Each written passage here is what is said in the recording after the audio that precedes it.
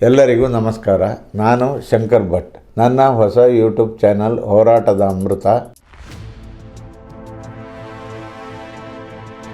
ಕರ್ನಾಟಕ ಕಾಂಗ್ರೆಸ್ನಲ್ಲಿ ಕಳೆದ 3-4 ತಿಂಗಳಿನಿಂದ ಸಾಕಷ್ಟು ರಾಜಕೀಯ ಬೆಳವಣಿಗೆಗಳು ನಡೀತಾ ಇವೆ. ಕೆಪಿಸಿಸಿ ಅಧ್ಯಕ್ಷ ಬದಲಾವಣೆ, ಸಚಿವ ಸಂಪುಟ ವಿಸ್ತರಣೆ ಹಾಗೂ ಸಿಎಂ ಬದಲಾವಣೆ ವಿಚಾರದ ಬಗ್ಗೆ ಕಾಂಗ್ರೆಸ್ ಚರ್ಚೆಗಳು ನಡೀತಾ ಇದ್ದು, ಈ ಬಗ್ಗೆ ನಾಯಕರು ಪರೋಕ್ಷವಾಗಿ ಆರೋಪ ಪ್ರತ್ಯಾರೋಪ ಮಾಡ್ತಾನೆ ಇದ್ದಾರೆ. ಅದರಲ್ಲೂ ಮುಖ್ಯವಾಗಿ ಸಿಎಂ ಸಿದ್ದರಾಮಯ್ಯ ಬದಲಾವಣೆ ಬಗ್ಗೆ ನಡೆಯುತ್ತಿರುವ ಚರ್ಚೆ ಪ್ರಾಮುಖ್ಯತೆ ಪಡೆದುಕೊಂಡಿದೆ. ಸಿಎಂ ಬದಲಾವಣೆ ಮಾಡಬೇಕು ಅಂತ ಡಿಕೆ ಶಿವಕುಮಾರ್ ಸೇರಿದಂತೆ ಅವರ ಬಣದ ಶಾಸಕರು ಪಟ್ಟು ಹಿಡಿದಿದ್ದಾರೆ. ಆದರೆ ಇತ್ತ ಸಿಎಂ ಸಿದ್ದರಾಮಯ್ಯ ಬಣ ಯಾವುದೇ ಬದಲಾವಣೆ ಇಲ್ಲ, ಸಿದ್ದರಾಮಯ್ಯನವರೇ ಪೂರ್ಣಾವಧಿ ಮುಖ್ಯಮಂತ್ರಿ ಆಗಿಯೇ ಇರ್ತಾರೆ ಅಂತ ಹೇಳ್ತಿದ್ದಾರೆ.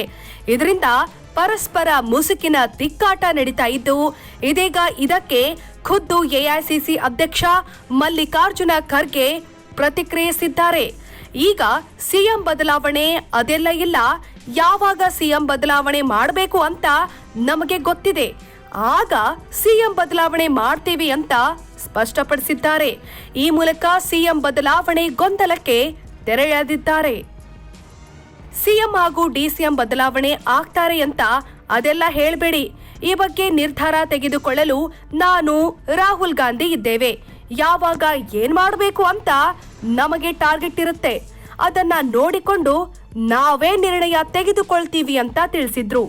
ರಾಜ್ಯ ಕಾಂಗ್ರೆಸ್ ನಾಯಕರೆಲ್ಲರೂ ಬಾಯ್ ಮುಚ್ಕೊಂಡಿರಬೇಕು.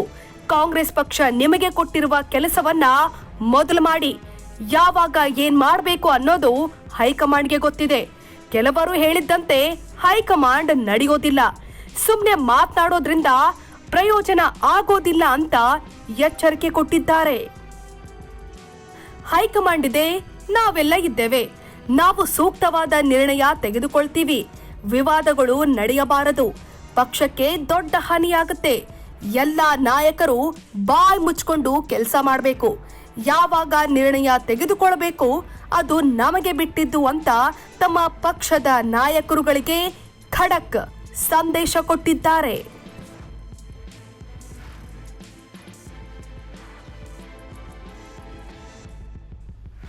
ಶೇರ್ ಮಾಡಿ, ಸಬ್ಸ್ಕ್ರೈಬರ್ ಆಗಿ, ಬೆಲ್ ಐಕನ್ ಅನ್ನು ಒತ್ತಲು ಮರೆಯದಿರಿ.